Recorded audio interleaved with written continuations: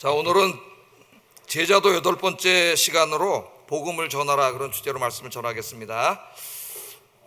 평지 설교 본문을 조금 벗어나서 사도행전 8장 4절 8절 말씀을 중심으로 복음을 전하라 그런 주제로 말씀을 전하겠습니다. 예수님의 제자들의 삶은 복음을 전하는 삶이 되어야 된다, 그런 주제입니다. 자, 오늘 아침에는 예루살렘 교회 성도들과 빌립 집사, 그러니까 예루살렘 교회 안수 집사였던 빌립 집사의 전도 이야기에 대해서 좀 설교를 하려고 합니다. 이 땅에 존재했던 인간이 만든 교회 중에서 가장 이상적이고 모범적인 교회가 어떤 교회냐? 그러면은 모든 사람이 다 예루살렘 교회라고 이렇게 이야기를 해요. 물론 예루살렘 교회도 인간들이 모인 곳이기 때문에 사도행전 6장에 나타났던 것 같은 문제도 조금은 있었지만은 그래도 하나님의 말씀대로 순종해서 그 사명을 잘 감당했던 교회가 예루살렘 교회이고, 또 성도들 중에서 그래도 가장 모범적인 성도들이 누구냐 그러면 예루살렘 교회 성도들이라고 그렇게 생각해 볼 수가 있겠습니다. 자, 그래서 예루살렘 교회를 우리가 사도행전에서 한번 읽어보면은 예루살렘 교회 특징이 나와요. 한번 여러분 이제 가을에 성경을 일독 다 하실 텐데 하시죠? 네, 성경 일독 이제 하세요. 날씨가 차분해졌습니다. 금요일 날 기적 매직이 일어나더라고요. 금요일 저녁까지 무더 푹푹 삶았는데 금요 기도회를 마치고 딱 나가려는데 추워졌어요, 갑자기. 야, 이런 매직이 다 있나? 하나님이 시원한 바람을 이제 불어오게 해주셨는데, 이제 이 시원할 때 성경을 한번 꼭 읽어봐야 되겠습니다. 사도행전을 한번 읽을 때는 1장부터 28장까지를 끊지 말고 한번 쭉 읽어보세요. 쭉 읽으면은 하나님께서 예루살렘 교회와 그 성도들을 사용하셔서 어떻게 교회를 세워가시고 복음을 전하는가 하는 이 성령의 역사, 하나님의 역사가 막 느껴집니다. 느껴져요. 성령의 역사 막 느껴져요. 한번 읽어보세요. 그럼 막 가슴이 뜨거워져요. 가슴이. 또 자세한 내용은 제가 87회에 걸쳐서 수요일 날 한번, 오래전 수요일 날 제가 이렇게 강해 설교를 다 해놓은 게 홈페이지에 있습니다. 굉장히 신학적으로 주석적으로 자세히 강해했어요. 한번 성경을 읽으면서 들어보시면은 사도행전을 잘 공부할 수도 있습니다. 자, 이 예루살렘 교회 특징을 보면은 딱 두 가지가 나와요. 기도하는 교회, 전도하는 교회입니다. 예루살렘 교회의 특징, 기도와 전도. 예루살렘 교회 성도들의 특징, 기도하는 사람들, 전도하는 사람들이에요. 그러니까 하나님께서 이 땅에 교회를 세우신 목적을 가장 성실하고 충실하게 그 말씀대로 순종했던 사람들이 예루살렘 교회 이 성도들입니다. 그래서 제가 기도하면서 이제 가을 사역을 준비하는 중에 하나님께서 제 마음속에 사역의 비전과 아이디어를 주셨어요. 그래서 올해 이제 하반기 사역은 추수감사절을 목표로 해서 해야 되겠다. 추수감사주일은 이제 1년 동안 하나님 베풀어 주신 은혜를 감사하는 날이죠. 감사하는 예배를 드리는 날입니다. 그래서 추수감사주일을 총출석 교구별로 이제 교구별로 할 거예요. 총출석 총력전도 주일 그렇게 정했어요. 그렇게 정하고 그 목표 아래 이제 가을 사역을 다 이렇게 묶어서 넣습니다. 개별적으로 하던 사역들을 공동의 목표로 다 이렇게 만들었어요. 여러분 저 핸드폰 한번 꺼내 보세요. 핸드폰 공식적으로 예배 시간에 보게 해드릴 테니까 아영교회 들어가 보세요. 아영교회. 그러면 첫 화면이 뜨죠? 첫 화면 보셨어요? 네, 첫 화면에 이제 총력 전도, 총력 출석 이렇게 써 있습니다. 한 번 더 눌러 보시면은 이 목표를 이루기 위해서 가을에 어떤 사역들을 할 것인가 7가지 사역이 있고, 그 다음에 그 일정이 이제 이렇게 달력에 나와 있습니다. 그죠? 그래서 여기서 자세히 참조하시고 여러분들이 이제 이걸 기도해 주시기 바랍니다. 기도하면서 이 일을 이루어야 될 사람들은 여러분이에요. 한 사람 한 사람이 이 사명을 감당해야 됩니다. 그래서 오늘 이제 이따 2부에 오후 예배 마치고 구역장 공부 시간이 있는데 이제 교구장님들도 같이 모여서 이 총력전도, 총력주일에 대해서 이제 함께 좀 나누는 시간을 가질 거예요. 사역을 나누고 그다음에 구역장 공부를 하고 이런 시간을 가지려고 합니다. 그래서 이제 추수감사 주일날 하나님께 감사 예물을 드려야 되는데 우리 교구, 우리 구역에 잃어버린 양들을 다 찾아서 하나님께 모시고 교회 나오고 또 이제 오늘 태신자 작정을 하게 될 것인데 열심히 전도해서 전도한 전도의 열매를 감사의 예물로 하나님께 드리는 그런 감사주일이 됐으면 좋겠다. 이런 생각을 하나님께서 저에게 주셔가지고 모든 사역을 묶어놓고 간단하게 제가 홈페이지에 그렇게 올려놨습니다. 여러분 이제 기도하시면서 예루살렘 교회 성도들처럼 기도하시고 또 전도하시는 여러분 되기를 주의 이름으로 축복합니다.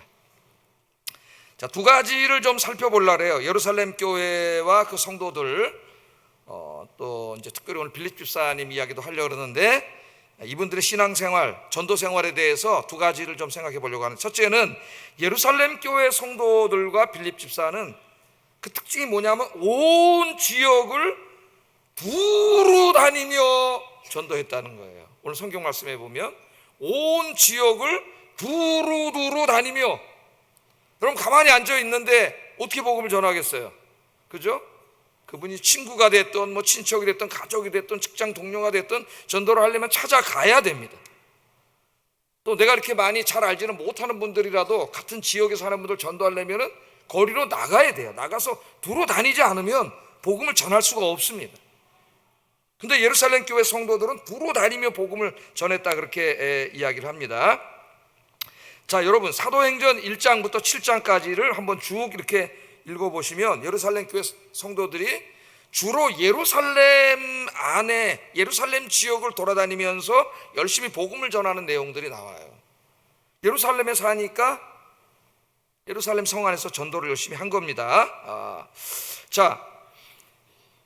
그런데 스데반의 순교를 기점으로 해서 7장에 보면 이제 스데반의 순교가 나오고 8장에 보면 이제 엄청난 핍박의 이야기가 나오고 있어요. 그래서 스데반의 순교를 기점으로 예루살렘 교회에 엄청난 핍박이 있습니다. 그러니까 맨 처음에는 산헤드린 공회에서 그렇게 무자비하게 박해를 하지는 않았어요. 단지 예수 그리스도가 죽었다가 다시 살아났다, 부활했다, 이런 복음을 전하지 마라, 이런 말은 하지 마라, 그것만 금했죠. 그런 말을 다시 하고 다니면 가만두지 않겠다 그랬어요. 저 왜 그랬을까요, 여러분? 예수님을 십자가에 매달아 죽인 데 가장 앞장섰던 사람이 누구예요?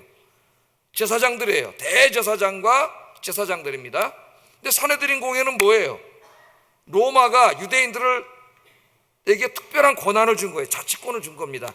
그래서 그 자치권을 행사할 때에 70명의 지도자들이 공회를 만들어서 자치권을 행사했어요. 그러니까 유대인들의 최고 통치기구인데 거기에 수장이 대제사장, 그 주로 상당수가 제사장으로 구성되어 있어요.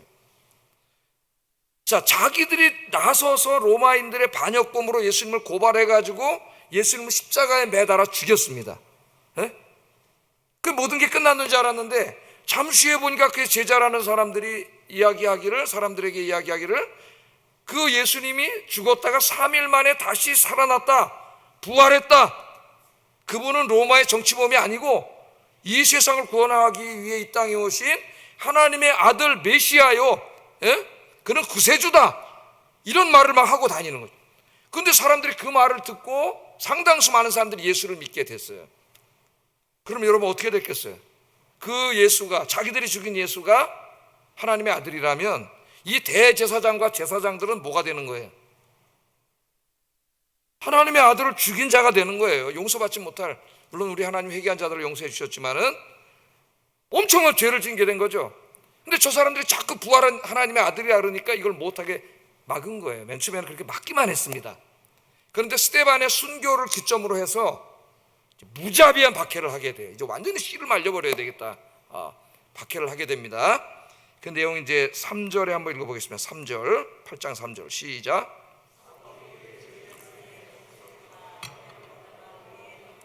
그래서 이 산헤드린 공회에서 이 일을 감당할 사람을 뽑았어요. 바리새인들 중에서 정말 유대교에 열심을 내는 젊은이, 그 사람 누군가 봤더니 사울이라는 사람이, 젊은이 청년이 있었습니다. 사울. 그래서 사울을 책임자로 세웠어요. 이 사울이 이제 9장에 보면은 교회를 박해하는 중에 예수님을 만나게 되고 회개하고 온 세상에 복음을 전했던 사도 바울이 되는 거죠.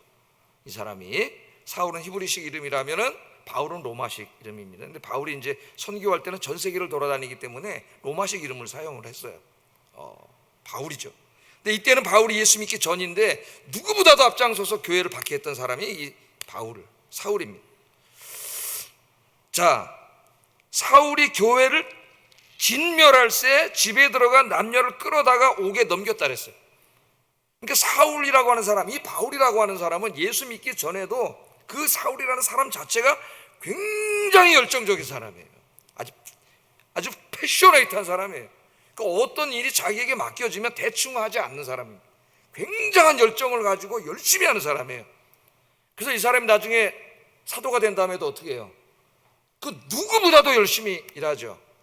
그래서 1차 선교를 떠날 때에 바나바와 바울과 마가복음을 쓴 마가 셋이 선교를 떠났는데, 선교를 하는 중에 마가가 약해져 갖고 그냥 돌아가 버렸어요. 포기하고. 그래서 두 사람은 끝까지 선교를 하고 돌아왔잖아요. 근데 2차 선교를 나갈 때에 바나바는 자기 조카였기 때문에 마가를 또 데리고 가자 그랬어요. 사도 바울은 절대로 안 된다. 선교를 하다가 약해져서 한 번 도망간 사람은 절대로 다시 데려갈 수 없다. 그러니까 바울과 같이 어떤 맡겨진 일을 열정적으로 하는 사람에게는 그런 사람은 사람으로 안 보이는 거예요. 그러니까 안 데려가. 둘이 결국은 다투었어요. 여러분, 사도행전에 나오죠. 다퉈가지고 바나바는 자기 조카 마가 데리고 자기 고향 땅 구브로로 전도하러 가고, 바울은 실라라고 하는 새로운 사람을 데리고 이제 전 세계 복음 나선 거예요. 그러니까 이제 물론 이제 마가가 나중에는 회개를 하게 되고, 그래서 바울의 마지막 서신인 디모데후서 4장을 읽어보면은 이제 로마 감옥에 갇혀서 편지를 보내면서 디모데에게 마가를 데리고 오라 해요. 마가를 데리고 와서 아마 마가가 로마에 와서 마지막에 이제 목숨을 걸고 마지막 로마 사역을 하고 또 그 베드로의 설교를 듣고 다 이런 거를 이제 통역도 하고, 그래서 결국은 마가복음을 쓴 훌륭한 사람이 됩니다. 오늘 제가 말하고 싶은 것은 바울은 굉장히 열정적인 사람이라는 거예요. 하나님이 그런 사람을 기뻐하셔요. 그래서 제가 마케팅 책들을 몇십 권 읽어봤더니 CEO들이 사람을 뽑을 때도 어떤 CEO는 딱 이제 면접을 여러 명이 하는 딱 앉아가지고 그 사람이 눈만 본다 그래요. 눈만. 그래서 눈이 개심차고 졸리고 이런 사람은 안 뽑는다는 거예요. 왜냐하면 그 아무리 뭐 기술이 있고 지식이 있어도 소용이 없어요. 그러니까 눈이 막 이글이글 불타는 젊은이를 찾는다는 거예요. 막 열정이 불타는 젊은이. 그래서 여러분들은 다 영적으로 막 이글이글 불타는 하나님 앞에 젊은이들이 되시기를 주의 이름으로 축복합니다. 이거는 성령의 역사이기 때문에 나이하고 상관없어요. 나이. 내 60이 넘었는데 70이 그런 소리 하면 진짜 노인네가 돼버려요. 그냥. 예? 성령의 역사는 나이, 이 생물학적인 나이를 초월한다. 그러니까 나 이제 나이가 몇 살, 그런 소리 하지 마세요. 하나님 앞에 항상 청년으로, 예? 열정이 막 불타오르는 여러분 되시기를 주의 이름으로 축복합니다. 그러니까 이 바울을 보고 이제 사내들인 공회에서 저 사람 시킨 거예요. 누구보다도 유대교와 율법에 열심을 냈던 청년을 책임자로 세워서 교회를 진멸한 거죠. 그러니까 이 사람이 그냥 박해만 한 게 아니라 자기 그 생긴 대로 합니다. 어떻게 해요? 집집마다 다 찾아가고 체포해 왔어요. 이렇게 열심히 한 사람이에요. 나중에는 어떻게 해요? 집집마다 돌아다니면서 복음을 전하잖아요. 이 사람이. 예? 다 체포해 왔고, 결국 이 사람 목표는 교회를 진멸하는 거예요. 여기 진멸한다는 말은 동물을 잡아서 동물의 각을 뜨고 이렇게 찢을 때 사용하는 말입니다. 그러니까 여기 이제 교회를 박해할 때에 비유적인 용어죠. 그러니까 이 가장 뭐랄까 잔인한 용어를 쓴 거예요. 바울이 아주 교회를 찢어버리려고 그랬어요. 다 그냥 찢어가지고 다 없애버리려고 그랬습니다. 그렇게 유대교에 열심히 자했죠. 이 사울이라고 하는 사람이. 그래서 일을 열심히 했어요. 자, 이러니까 예루살렘 교회 성도들이 한참 이제 막 부흥하고 편안하게 신앙생활 하다가 뭐 약간의 방해는 있었지만 기도하면서 전도를 계속 했잖아요. 그죠? 그런데 이제는 살 수가 없어요. 예루살렘. 왜? 집집마다 찾아와가지고 성전 경찰 데려와서 다 체포해 가는 거예요. 여러분 오늘 예배를 드리고 집에 갔더니 저녁 때 경찰이 와가지고 여러분 다 잡아가면 어떻게 되겠어요? 우리 옛날에 코로나 때 교회 예배 드리면 300만 원 벌금을 정부에서 물렸는데 이 교회 협박을 한 거죠. 있을 수 없는 짓을 한 거예요. 정부에서. 그런 일 하면 안 되는데 다른 방법으로. 교회를 갈 수가 없잖아요. 여러분 집에 가면 잡혀가, 감옥에 가, 고문도 당하고 끌려가서 어떻게 되겠어요? 그래서 살 수가 없어요. 예루살렘에서. 그래서 이제 할 수 없이 예루살렘 자기 집도 있고 다 있는데 살 수가 없으니까 문을 열고 이제 다른 곳에 흩어져서 살 수밖에 없었습니다. 그 내용이 8장 1절 한번 읽어보면은 나오네. 한번 읽어보겠습니다. 시작.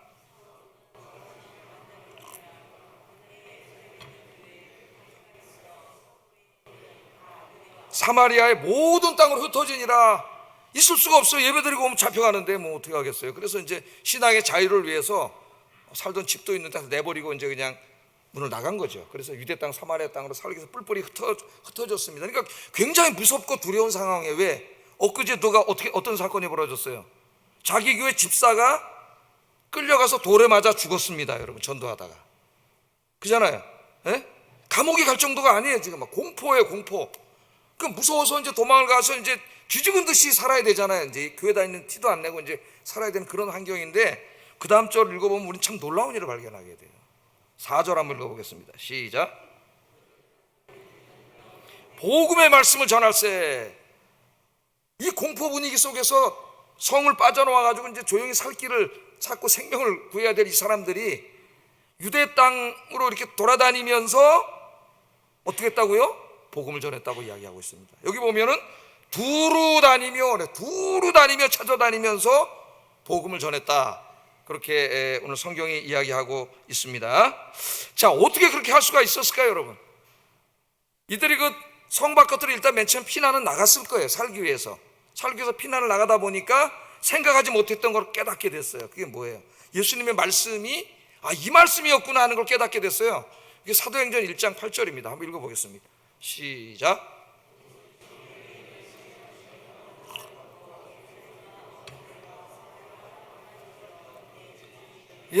예수님이 부활하시고 40일 동안 땅에 계시다가 승천하실 때 자기들에게 주신 사명이에요. 그게 뭐예요? 오직 성령이 너희에게 임하시면, 이제 성령이 임하실 텐데 그럼 너희가 권능을 받는다. 권능, 영적인 권세. 성령 충만한 사람은 영적인 권세가 있어요. 그래서 그 다음 어떻게 돼요? 너희가 권능을 받고 예루살렘과, 지금 이 사람들은 예루살렘에서만 전도하고 있었잖아요. 예루살렘과 그 다음에 유대와 사마리아와 땅 끝까지 가서 내 증인이 돼야 된다. 예수님 이렇게 말씀하셨거든요. 이 말씀이 이제 마음에 생각이 난 거죠. 그래서 핍박을 받고 예루살렘 성에 쫓겨나가서 집이고 뭐고 다 놓고 나간 거 아니에요. 그때 마음에 왜 하나님이 이렇게 열심히 신앙생활하고 전도하는데 핍박을 주시지? 그렇게 생각했을 수도 있습니다, 인간적으로는. 그런데 나가서 유대인들 자기 미처 생각하지 못했던, 이제까지 복음을 전할 생각도 안 했던 그 예루살렘 성 밖에 있는 사람들을 보면서 깨닫게 된 거예요. 하나님이 이래서 핍박을 주셨구나. 우리가 나가지 않으니까 하나님이 강제로 나가게 하셨구나. 강제로. 여러분, 사명 감당하지 않으면은 하나님 때문에 우리 삶을 흔들어 버려요. 그래서 강제로 사명 감당하게 하십니다. 강제로. 여러분들은 자발적으로 감당하시기를 주의 이름으로 축복합니다. 자발적으로.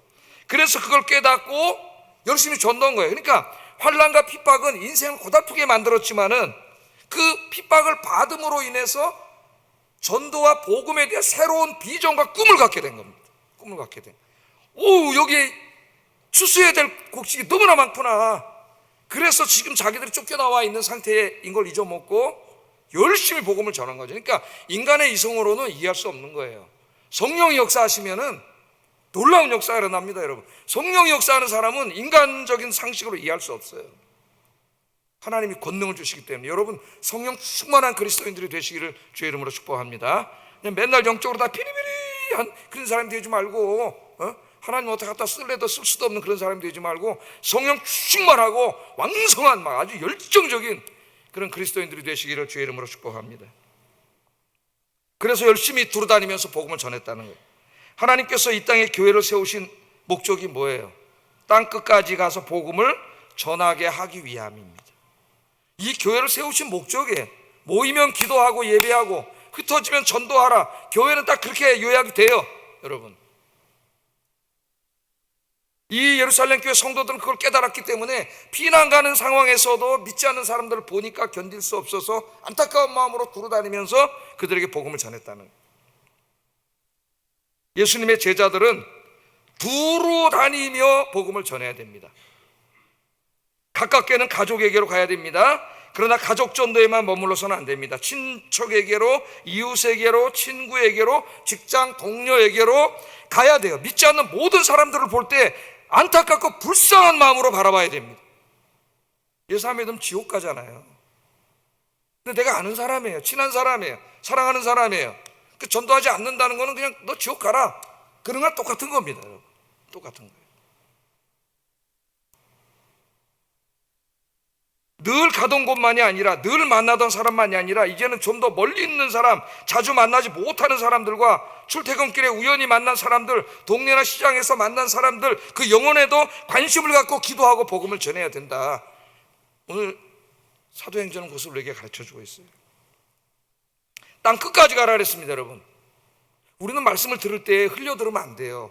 이게 습관이 되면은 성경을 읽고 설교를 들으면서 또 여기로 듣고 여기로 다 흘려버립니다.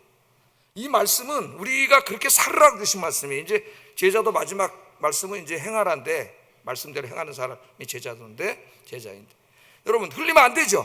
땅 끝까지 가라 그랬어요. 그럼 땅 끝까지 가서 복음을 전해야 돼요. 땅 끝이 어디예요 지금?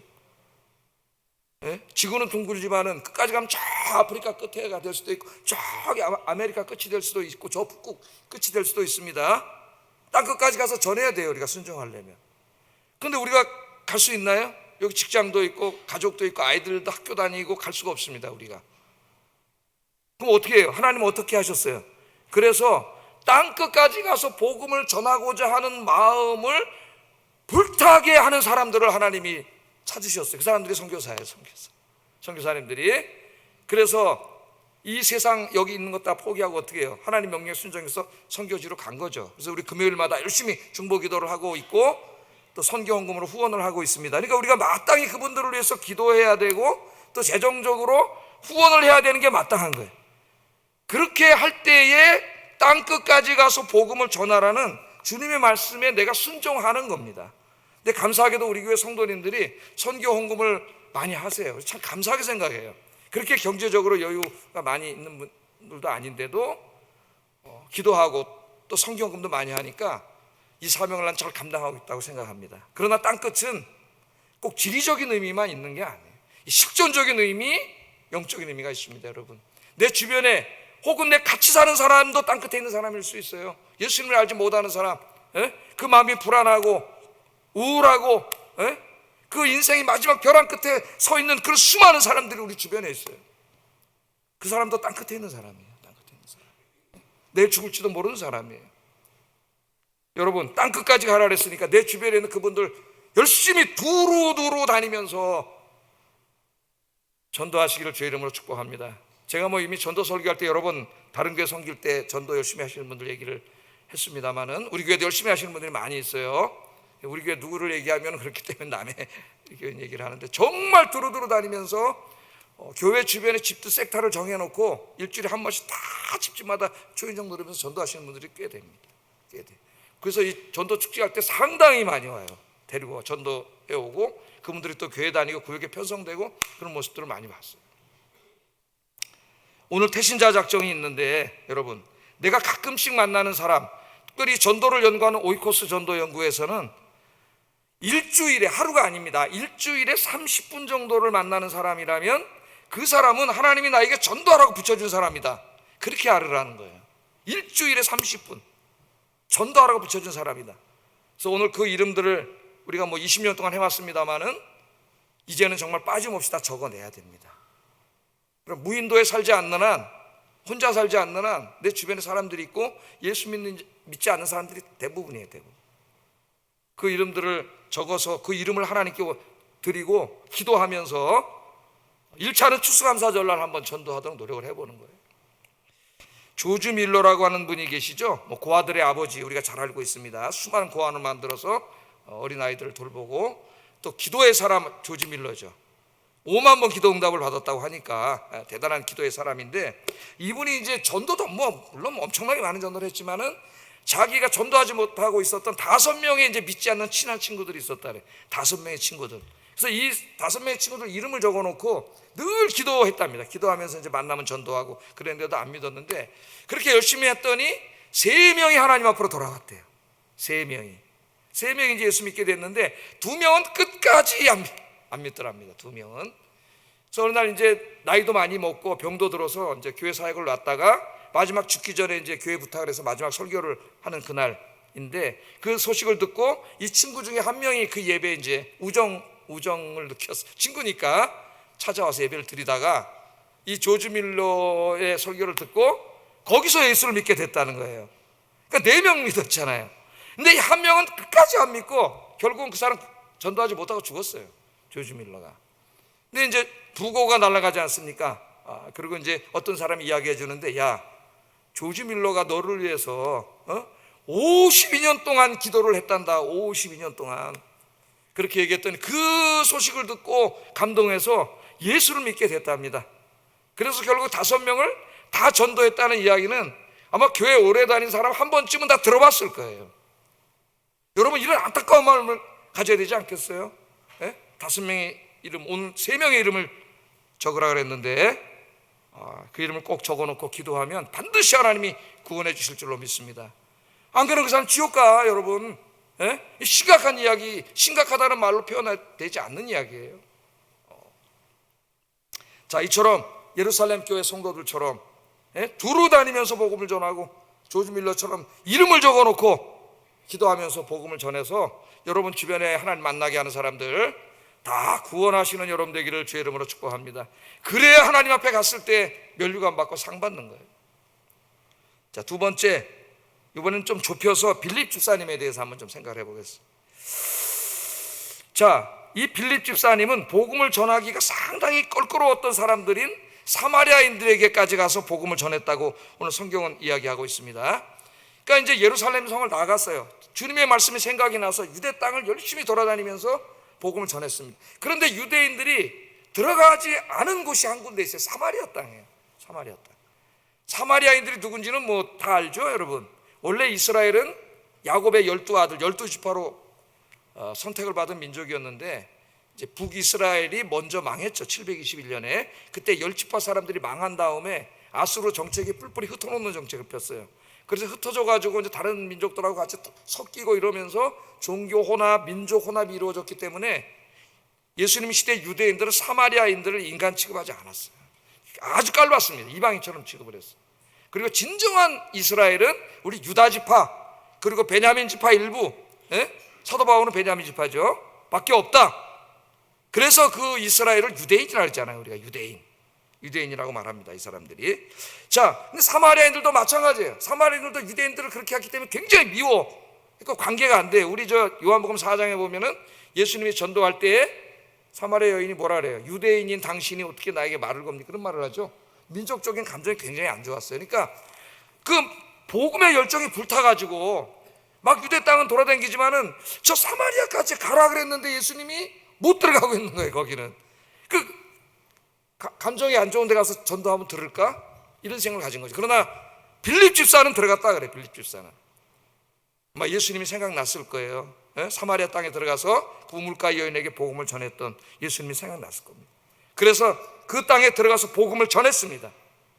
그냥 복음 전할 때 그냥 욕이나 먹을 줄 알았는데 놀라운 일이 벌어졌어요. 5절 6절 한번 읽어보겠습니다. 시작.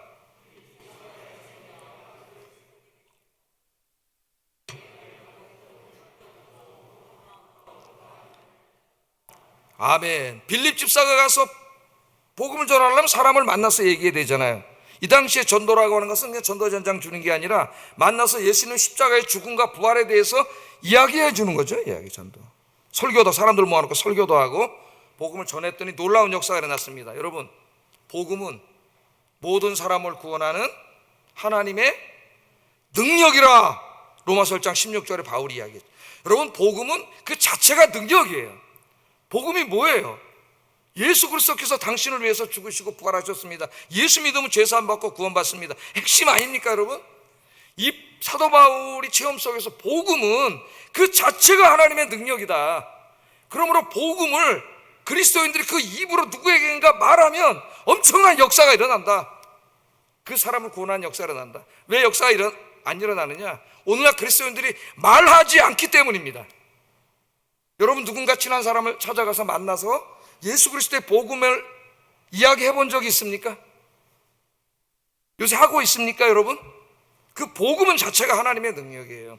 그래서 이 역사가 일어났는데 막 하나님께서 능력을 주셔서 병자도 일어나고 기사와 이적도 일어나고, 그래서 사마리아 교회가 세워졌어요. 교회가 인간적인 생각으로는 관계가 안 좋기 때문에 말도 걸기가 힘들고 유대인인 거 알면 바로 거기서 배척해버려서 안 될 것 같은데, 복음은 참 놀라운 역사가 있다. 복음은 그것을 성경 우리에게 보여주고 있습니다. 선뜻 복음을 전하기가 어려운 관계에 있는 사람들이 있습니다. 직장 상사, 시부모님 혹은 장인, 장모님, 평소에 무신론자임을 자처하며 종교 이야기를 싫어하는 선후배, 동료들, 또 교회를 싫어하는 말을 자주 하는 그런 사람들이 있어요. 우리 주변에 말도 꺼내기가 어려운 그런 사람들이 있습니다.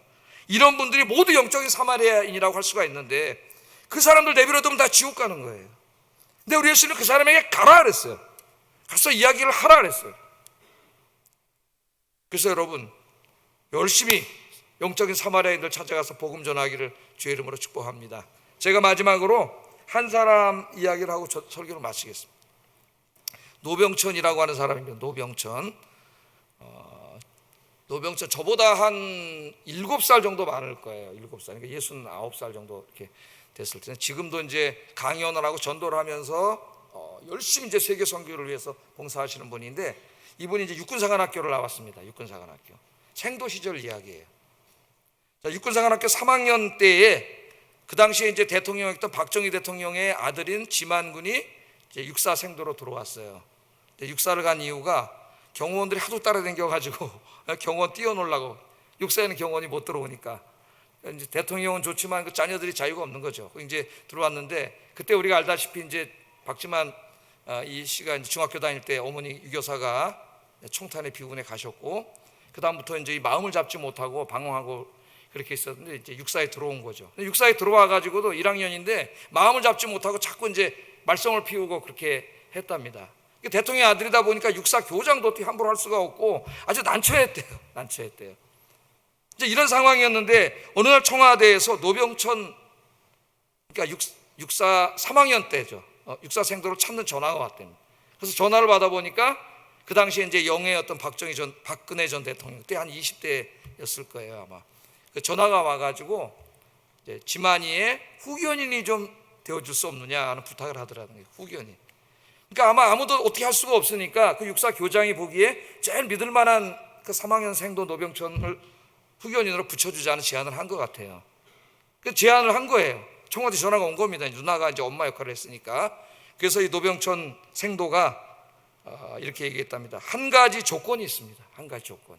그 조건을 들어주면 제가 하겠습니다. 그랬더니 조건이 뭡니까? 그랬더니 지만이를 체벌할 수 있게 해주세요. 체벌. 그러니까 이제 이 그리스도인인데 정말 독실한 그리스도인이죠.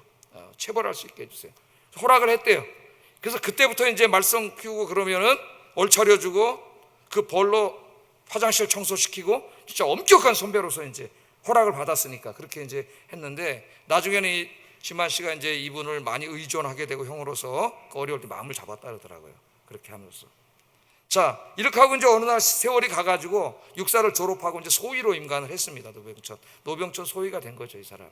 소위가 됐는데, 대통령이 이제 박정희 대통령이 고마워가지고 자기 아들을 잘 이끌어줘서 청와대로 초청을 했대요.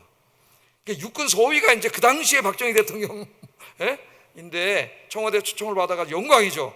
딱 갔더니 대통령 술을 한 잔 딱 따라줬어. 술을 한 잔, 고맙다는 술을 딱 따라주는데, 이 노병천 소위가 뭐라는지 아십니까? 각하, 저는 크리스천입니다. 이 술을 마실 수 없습니다. 야, 내 그 글을 읽는데 눈물이 나더라고. 이런 젊은이, 믿음의 젊은 각하, 대통령이 따라주는 술인데 육군 소위가, 저는 크리스천입니다. 이 술을 마실 수 없습니다. 그때 분위기가 싸해졌고 대통령이 감히 육군 소위에게 따라줬는데, 이 박정희 대통령이 좀 마음이 큰 사람이라서 꼴꼴 웃으면서, 그래? 그럼 내가 마시마. 그리고 대통령이 마셨대요. 마시면서 이제 하는 말이, 야, 네 소원이 뭐냐? 내가 소원 하나 있으면 들어줄게. 그랬다는 거예요. 그 당시 박정희 대통령의 말이 꼭 법인 그런 때인데, 대통령이 육군 소위에게 소원이 뭐냐? 소원 하나 들어줄게. 그렇게 얘기했다는 겁니다. 그랬더니 이 노병천 소위가 얘기합니다. 각하, 제 마음속에는 한 가지 소원이 있습니다. 소원이 있습니다. 지만군의 근황을 편지로 적어 넣을 때마다 항상 편지의 맨 마지막에 적어 넣었던 그 소원입니다. 그러니까 아마 이제 청와대로 이제 아들 근황을 보고를 했던 것 같아요. 이렇게 상황을. 그러면서 마지막에 항상 자기 소원 하나 들어달라고 적었던 것 같아요. 그 소원입니다 그러더래요. 그러면서 하는 말이 대통령 각하 예수님을 믿으십시오. 예수님을 믿으십시오. 대통령 각하 예수님을 꼭 믿으셔야 됩니다. 그러니까 아마 편지를 보낼 때마다 몇십 통을 보냈을 텐데 그 밑에 저의 소원이 하나 있습니다. 각하 예수 믿으세요. 이거 써놓았던 것 같아요. 근데 그 면전에서 그 마음 대단한 사람들이 다 있는 그것을 육군 소위 청년 24살짜리가 제 마음의 소원이 하나 있습니다. 각하 예수님을 믿으십시오. 예수 믿으셔야 됩니다. 그랬다는 거예요. 그랬더니 박 대통령이 잠시 침묵을 하고 있다가 이렇게 말했답니다. 그래? 내가 꼭 교회 나가마. 그랬다는 거예요. 어떤 소리가 아닙니다 여러분. 에? 감동을 했겠죠. 내가 꼭 교회 나가마. 그런데 내가 지금은 못 나간다. 대통령이기 때문에 지금 못 간다. 대통령 마치면 내가 꼭 교회 나가마. 그랬다는 거예요. 근데 그 이후에 이제 몇 달 있다가 이분이 비운으로 이제 이분도 가셨기 때문에 예수를 믿게 됐는지 안 믿게 됐는지는 잘 모르죠 우리가 그 마음으로. 근데 지미 카터 대통령의 그 자서전을 읽어보면은 이 대통령 박정희 대통령을 만나서 전도한 얘기가 나와요. 회담을 마치고 가는데 박정희 대통령 좀 각하 그러면서 부르더라는 거예요. 그러면서 신앙 상담을 좀 하겠다는 거예요. 뭐냐면 내 딸이 둘이 있는데 하나는 불교고 하나는 기독교다. 그러니까 아마 박근혜 대통령이 기독교고 저쪽 이제 작은 딸이 불교인가. 예?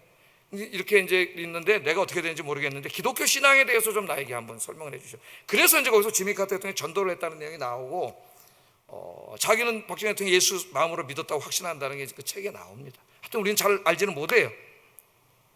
그러나 그 24살 먹은 청년이 제 대통령의 소원을 하나 들어준다는데 이 민주화 시대 대통령도 아니고 그냥 말 한마디면 모든 게 가능한 그 대통령이 네 소원 하나 들어준다는데 제 마음의 소원이 하나 있습니다. 각하 예수 믿으세요. 눈물이 나는 이야기죠. 그러면서 이 사람이 이제 소위로 이제 인간을 해가지고 저쪽 어느 부대로 가면서 하나님 앞에 두 가지를 작정하고 기도했답니다. 두 가지가 뭐냐면은 첫째는 어디에 가든지 그리스도인으로서 모범적인 장교가 되게 해주세요. 모범적인 장교. 우리 그리스도인은 어디 가도 어느 직장에 가도 모범적인 사람이 돼야 되겠죠. 두 번째는 내가 만나는 모든 병사들에게 복음 전하게 해주세요. 복음 전하게 해주세요. 그렇게 두 가지를 작정을 하고 기도를 하고 평생을 실천했는데 지금도 실천을 하고 있고 지금도 전 세계 선교를 위해서 어떤 단체를 만들고 보니까 열심히 강연하면서 전도하고 있더라고요. 계급은 대령으로 예편을 했더라고요. 대령으로 예편을 해서 이런 일을 열심히 하고 있었습니다. 여러분, 이 노병천은 그리스도인이 누구이며 무엇을 위해 어떻게 살아가야 하는가를 우리에게 보여줍니다. 적당히 타협하고 그렇게 살아가는 그리스도인이 얼마나 많습니까? 여러분? 우리 아영교 성도들이 이렇게 하나님 앞에 신실하고 멋진 주님의 제자들이 되기를 주의 이름으로 축복합니다. 기도하겠습니다.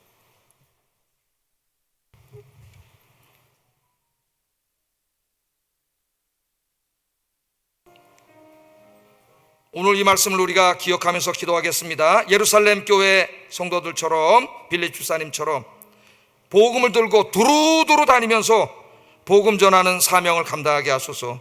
두 번째, 노병천 소비처럼 그리스도인답게 살면서 안타까운 마음으로 이 사랑하는 마음으로 말하기 어려운 사람들에게도 찾아가 복음 전하는 삶을 살게 하소서. 기도하겠습니다. 사랑하신 아버지 하나님, 감사합니다. 오늘 귀한 말씀을 통해 우리에게 깨닫게 하시고 은혜를 주신 거 감사합니다. 예루살렘 교회 성도들은 환난과 핍박 속에서 그들이 살던 정든 고향 땅, 고향집 예루살렘을 떠나서 유대 땅, 사마리아 땅으로 뿔뿔이 흩어져 살 수밖에 없었지만 그 가운데서 믿지 않는 사람들을 만났을 때 주님의 말씀을 생각하고 두루다니면서 열심히 복음을 증거했다고 이야기합니다. 오늘은 자기 믿지 않는 친구 5명의 이름을 적어놓고 평생 기도했던 조지 밀러 목사님과 그리고 노병천 소위에 관한 이야기를 들었습니다. 아버지 하나님, 오늘 저희 마음속에 찾아와 주셔서 저희 마음이 성령으로 뜨거워지게 하시고 믿지 않는 저 영혼들을 볼 때 안타까운 마음으로 두루다니면서 복음 증거하는 저희들이 되게 하여 주시옵소서. 오늘 이름을 적어내고 하나님 조지 밀러처럼 기도할 때에 이 3명의 이름을, 이 내가 사랑하는 3명의 이름을 적어내고 기도하여 다 구원하는 주의 백성들이 되게 하여 주시옵소서. 예수님 이름으로 기도드립니다. 아멘.